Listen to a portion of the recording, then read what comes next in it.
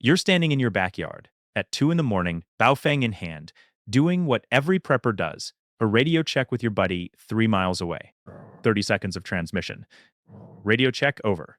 Loud and clear, how me? 5 by 5. Out. You feel prepared, connected, coordinated. You have no idea you just painted a target on your house that someone with $50 in hardware store parts and a YouTube education could find in 12 minutes. I know this because I tested it. I handed a complete novice a homemade antenna built from tape measures and PVC pipe, gave them 2 hours of training, and said, find the person transmitting on this frequency. 43 minutes later, they were standing in front of the target house. When I asked how difficult it was, they said, easier than I expected.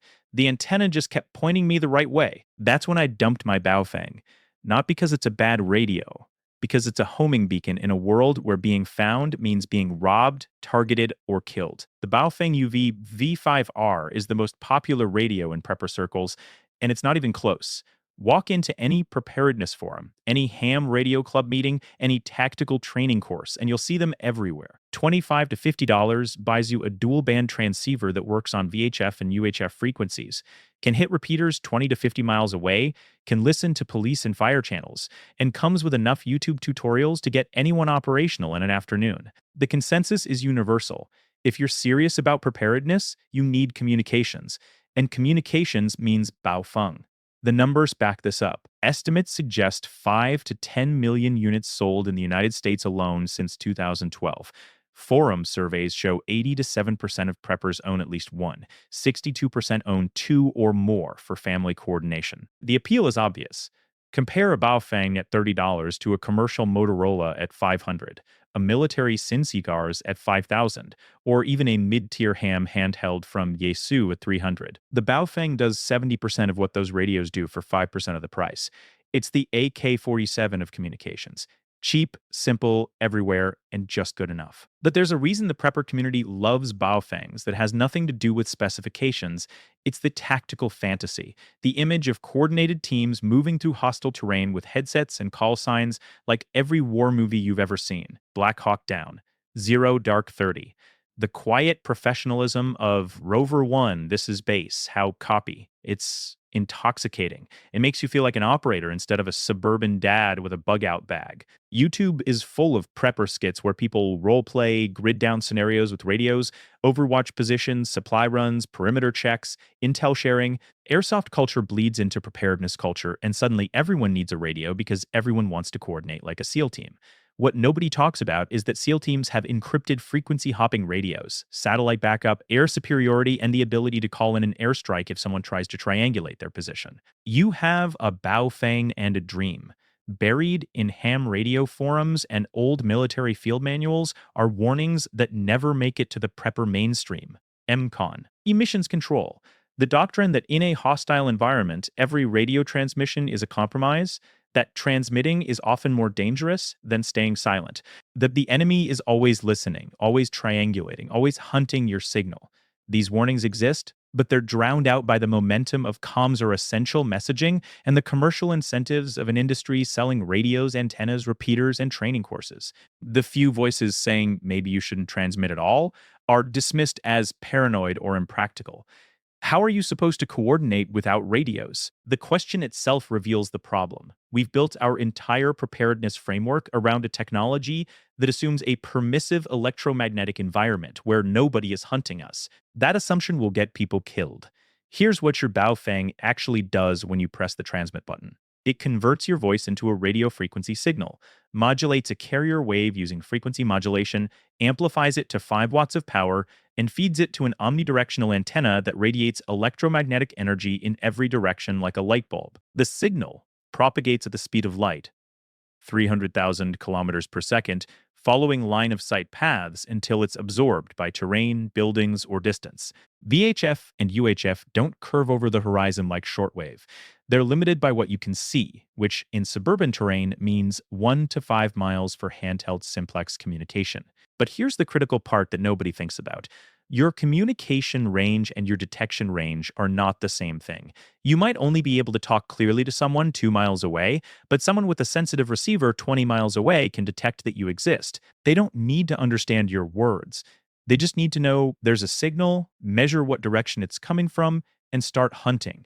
Radio direction finding isn't classified military technology. It's high school physics with hardware store parts. A directional antenna, typically a Yagi with 3 to 10 elements, receives signals more strongly from one direction than others. You point it, rotate slowly, and watch your receiver's signal strength meter. When the meter peaks, the antenna is aimed at the transmitter. That's your bearing, a compass heading from your location toward the target. Mark it on a map. Drive 2 miles to a new position, ideally 90 degrees offset from your first bearing for good triangulation geometry. Take a second bearing. Draw both lines on the map. Where they intersect is where the transmitter is located, usually accurate to within 200 to 500 meters. Take a third bearing from another position and you're down to 100 meters or less, which is close enough to identify the specific house or vehicle. The equipment cost is trivial. A DIY tape measure Yagi costs $20 to $50 in PVC pipe, hose clamps, and wire.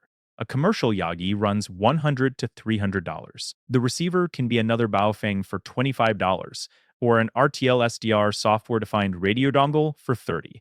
Add a compass for $20 and a paper map you print for free, and you're operational. Total cost, $50 to $300. The learning curve is equally trivial. Ham radio clubs teach direction finding as a sport called fox hunting, where teams compete to locate hidden transmitters. Beginners routinely succeed on their first attempt. YouTube has dozens of tutorials. You can go from zero knowledge to functional RDF capability in 2 hours. I needed to know if this was theoretical or practical, so I ran field tests.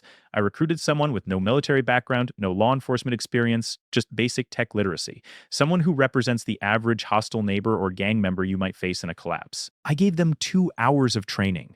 3 YouTube videos on RDF technique, 30 minutes of practice taking bearings on a known transmitter in a parking lot, and a 1-page instruction sheet. Their equipment was a homemade 3-element tape measure Yagi built for $25, a Baofeng receiver they already owned, a smartphone with free offline mapping software, and a compass. The target was a Baofeng UV5 are transmitting at 5 watts from a backyard shed in a suburban neighborhood, making 30-second transmissions every 10 minutes to simulate periodic radio checks. The hunter started 3 miles away, outside communication range, but within detection range.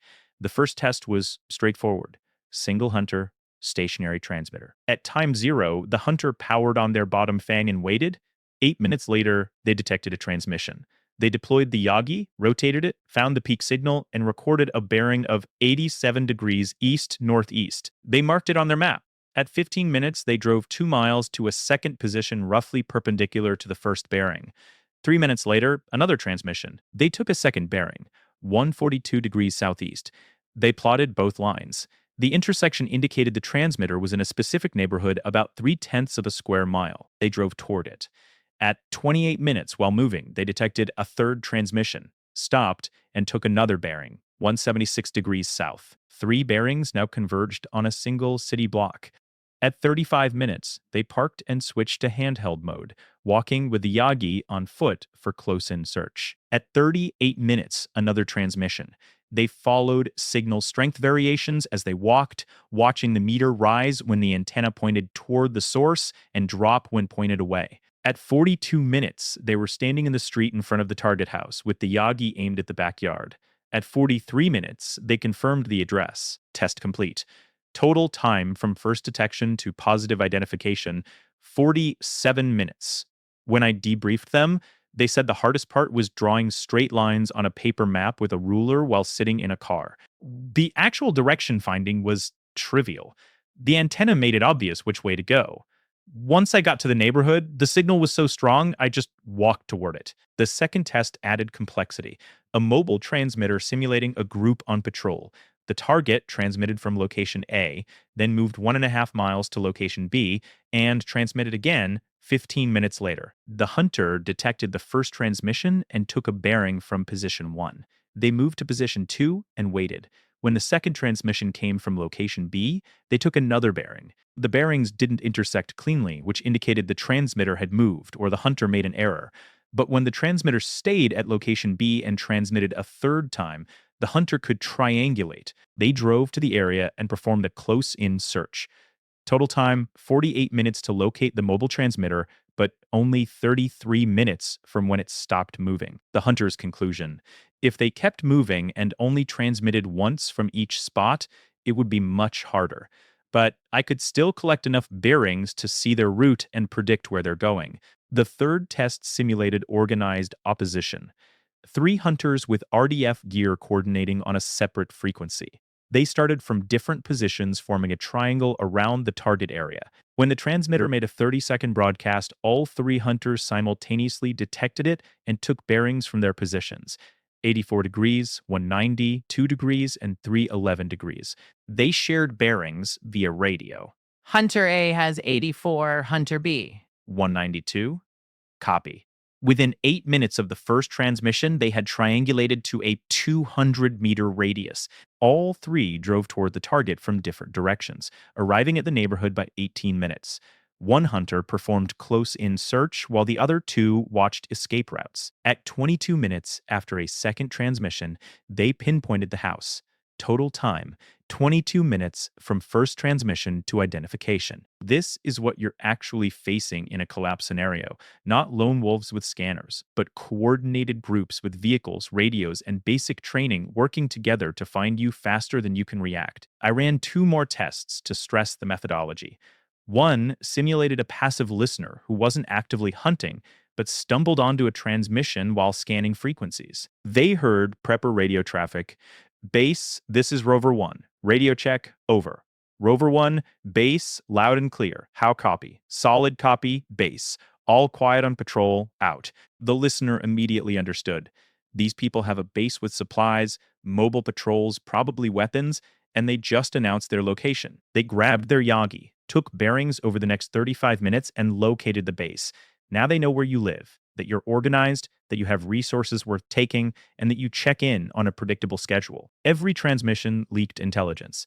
The final test put the hunter on foot with a 40-pound pack under simulated stress.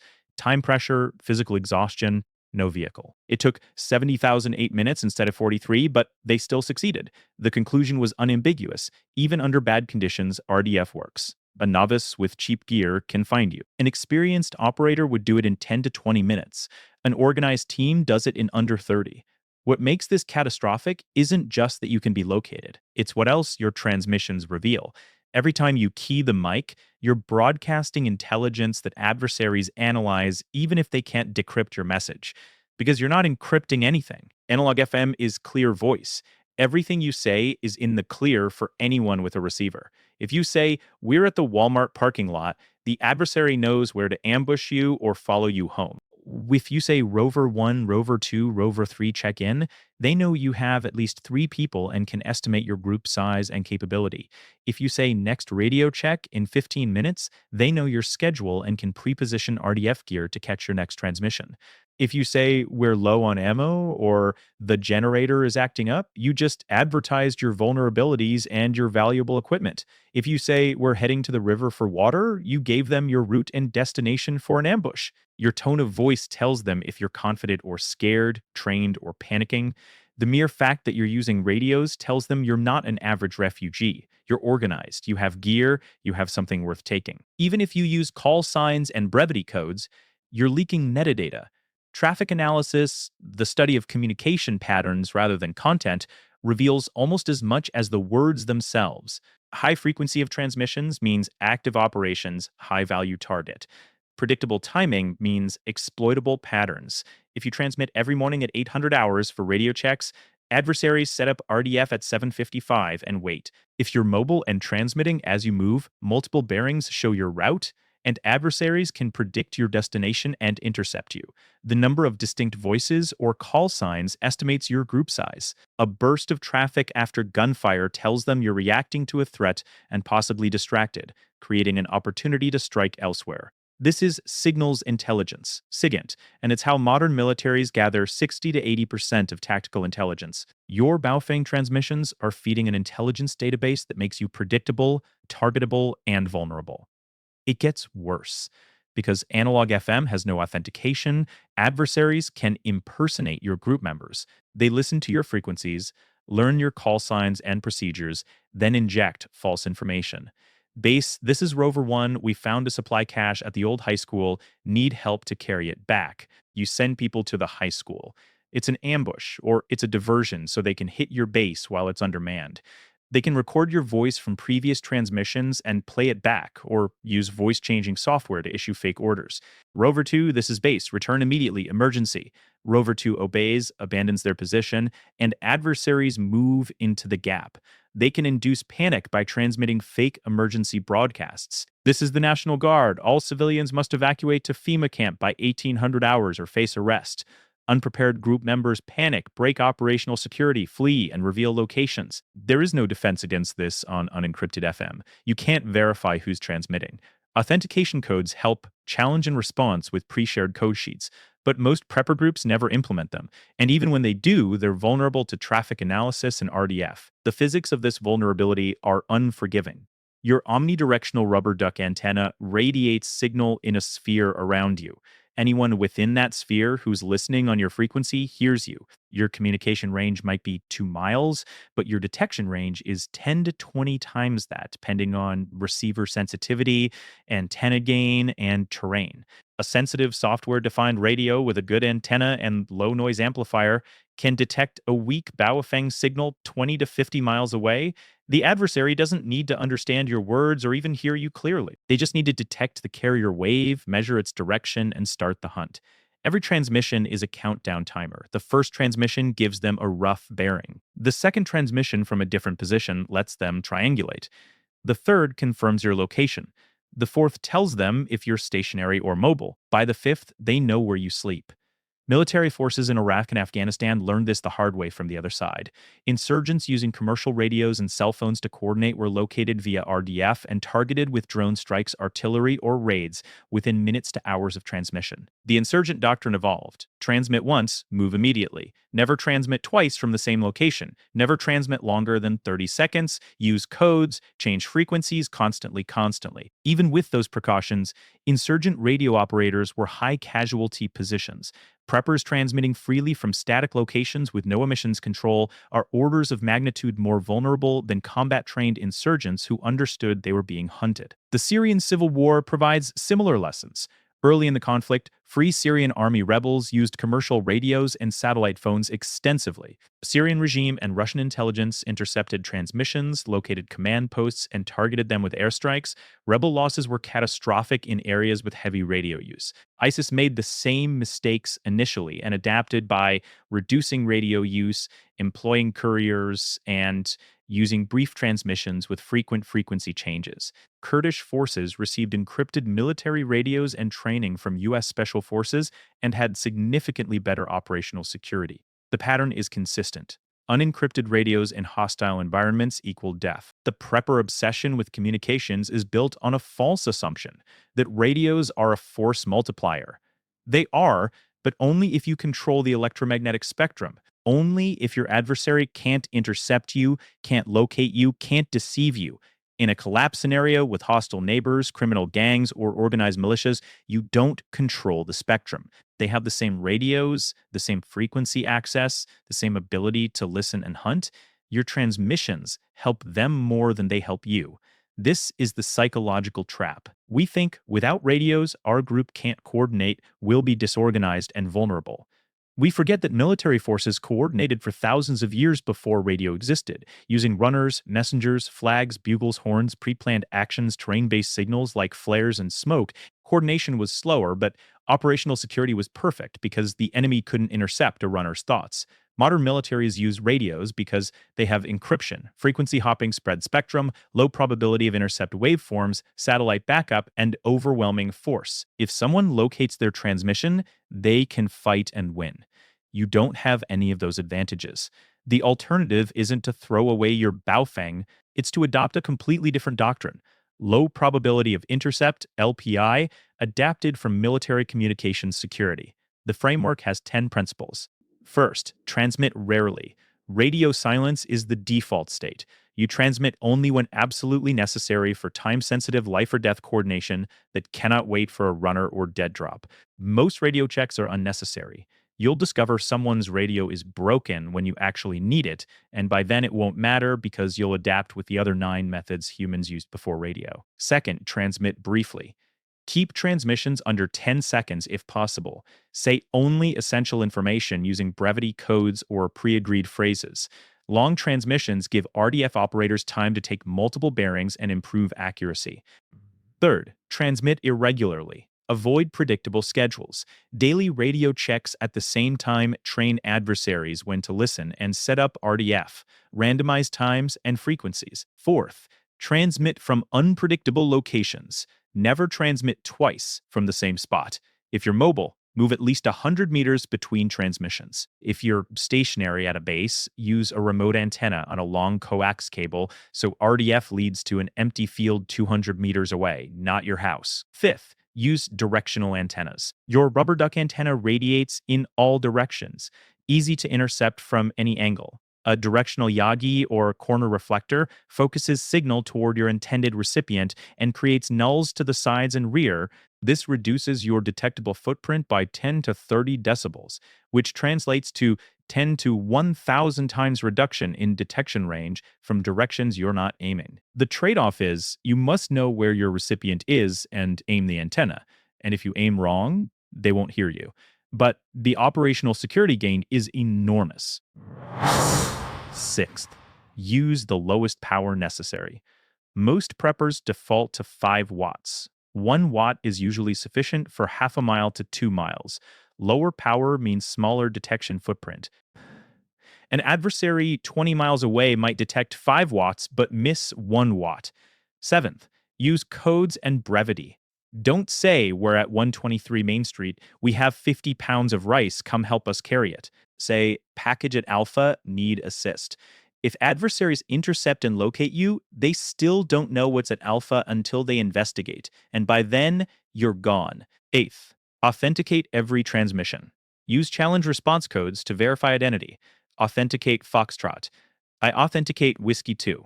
Prevents impersonation if you maintain code discipline and change codes frequently. Ninth, practice frequency agility. Don't stay on one frequency. Use a pre-agreed schedule, hour 1-on-1, and 46. 52 megahertz, hour 2-on-101, and 47. 42. Adversaries who intercept you on one frequency must find you again on the new one, burning time and resources. Requires synchronized clocks and discipline. 10th, assume compromise. Plan as if every transmission is heard and located. What can you safely transmit if adversaries hear it? Moving to Bravo is ambiguous. They don't know where Bravo is. Heading home reveals you have a home with supplies. Bad operational security. The equipment for LPI doesn't have to be expensive. A 3-element Yagi for VHF costs $20 to $50 to build yourself or $100 to $300 commercial. It's lightweight and portable enough for handheld or vehicle mounting. Keep your Baofeng as the receiver. You don't need a better radio. You need better doctrine. Add a compass and offline maps on your smartphone. Practice aiming the Yagi and taking bearings. Learn to build antennas so you can replace them if they break. If you have more budget, consider digital modes like LoRa for low-power text messaging. LoRa modules cost $30 to $60 for DIY Arduino setups or $50 to $150 for commercial Meshtastic devices. LoRa uses spread spectrum modulation at very low power, 10 milliwatts to 1 watt, with very slow data rates. Range is 1 to 10 miles depending on terrain. It's harder to detect than FM voice because the signal is weak and spread across bandwidth. It's text only, not voice, which is slower for urgent communication but forces brevity. It's still vulnerable to RDF if adversaries have LoRa-capable software-defined radios and know the protocol, but the detection probability is much lower than FM voice. Encryption is mostly unavailable to preppers or illegal true military-grade AEST 256 encryption. Exists on commercial radios like Motorola APX or Harris XL series, but those cost $3,000 to $6,000, require FCC Part 90 commercial licenses, and aren't legal for ham or unlicensed use. Digital modes like DMR, D-Star, Fusion, and P25 have weak proprietary encryption that's easily cracked with $50 software-defined radios and open-source tools. It's security theater that gives false confidence. You can encrypt messages on a smartphone app like Signal and read the encrypted text over FM radio, but it's painfully slow, 1 to 3 minutes per short message, and you're still transmitting long enough for RDF, and adversaries know you're using encryption, which draws attention. One-time pads are theoretically unbreakable but require pre-shared physical key sheets, are tedious to encrypt and decrypt by hand, and are error-prone. The bottom line, strong encryption is unavailable. Your OPSEC depends on LPI techniques, not encryption.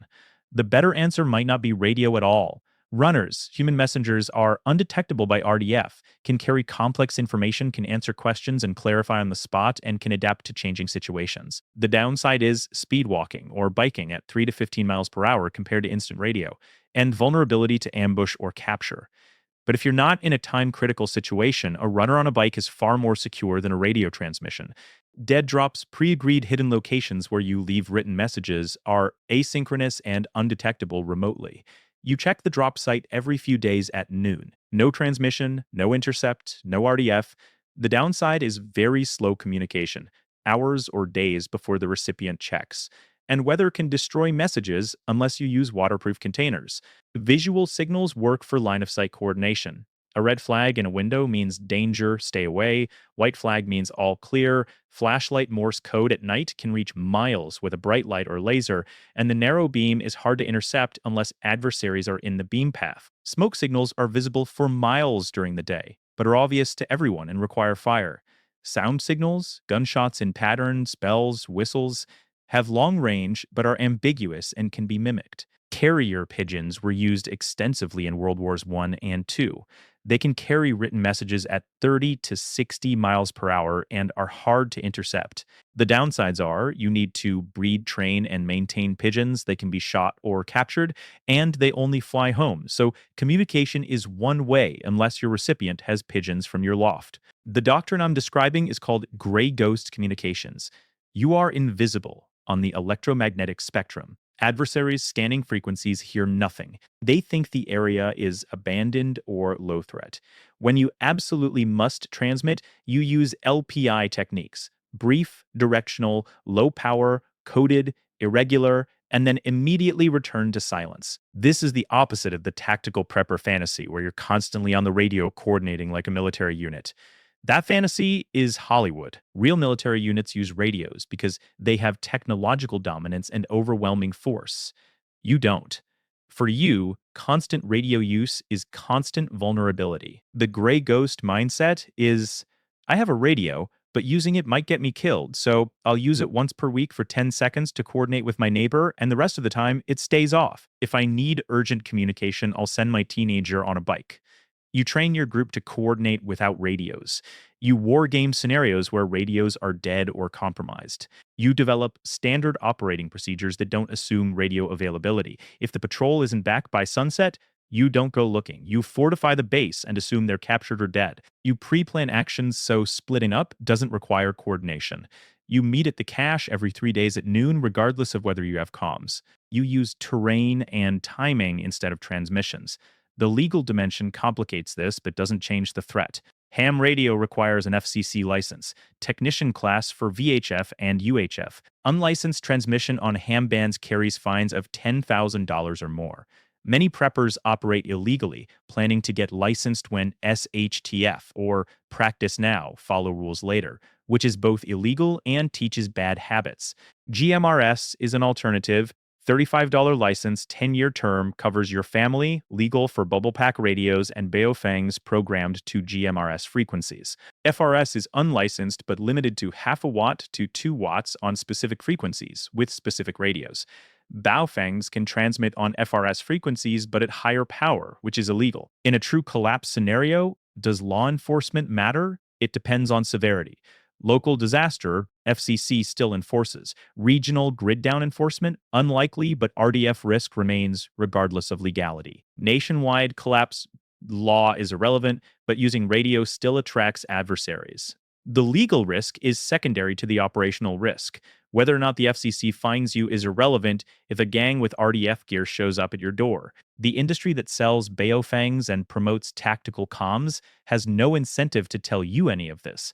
Baofeng sellers don't mention RDF risk because it's bad for sales. YouTube channels make money on Baofeng tutorials through affiliate links and sponsorships. Mentioning downsides reduces views and revenue.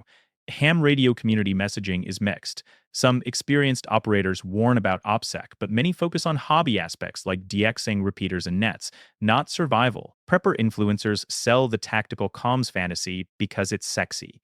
Gear, tech, military aesthetics generate clicks. The message, don't use radios, practice emcon, send runners, is boring and doesn't sell products. So the warnings stay buried, while millions of preppers buy Baofengs and plan to use them constantly in shtf, completely unaware they're planning their own targeting. Here's the math that matters. In a collapse scenario, you face adversaries with the same technology you have. Baofengs, scanners, SDRs, smartphones, maps, plus the time and motivation to hunt for resources. A novice with $50 to $300 in gear and 2 hours of YouTube training can locate your transmission in 20 to 80 minutes. An organized group does it in under 30. Experienced operators, former military, law enforcement, ham radio club members who practice fox hunting, do it in 10 to 20. Every transmission you make is a countdown timer to compromise. The question isn't whether you'll be located, it's how fast. And once you're located, what happens next depends on who finds you and what they want. Best case, they're monitoring to avoid you. Worst case, they're targeting you for robbery, violence, or elimination because your radio traffic told them you have supplies, weapons, and organization worth destroying. I don't have my Baofeng anymore. I didn't throw it away. I keep it as a receiver to listen for intelligence, to monitor what others are doing, to understand the tactical picture, but I don't transmit tests myself. I've built directional antennas and practiced RDF, so I understand my own vulnerability and can locate others if needed.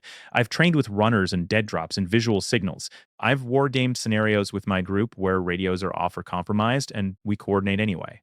I've studied military emcon doctrine and adapted it for suburban collapse. And I've accepted the uncomfortable truth that in a hostile environment, being connected is less important than being invisible. The prepper community is in love with the idea of tactical communications because it makes us feel capable and coordinated. But capability without OPSEC is just a faster way to die. The people who survive aren't the ones with the best gear or the most frequencies programmed. They're the ones who understand that in a world where everyone is listening and hunting, silence is survival. Your Baofeng isn't a lifeline, it's a liability. And every time you press that transmit button, you're rolling dice on whether today is the day someone finds you. The field tests don't lie. The physics doesn't lie. The history doesn't lie. What you do with that information is up to you. But you can't say you weren't warned.